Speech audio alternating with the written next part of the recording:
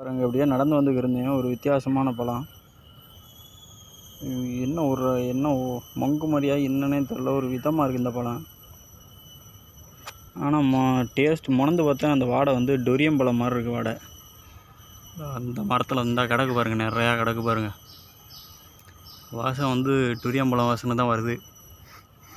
அப்படியே அச்சசல். இந்த பழம் என்ன சாப்பிடலாமா என்னன்னு தெரில.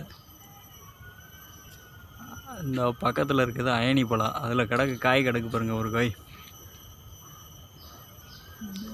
இதுலேயும் கிடக்கு. என்ன கமெண்டில் சொல்லுங்கள் என்ன பழம்னு, என்னன்னு தெரில.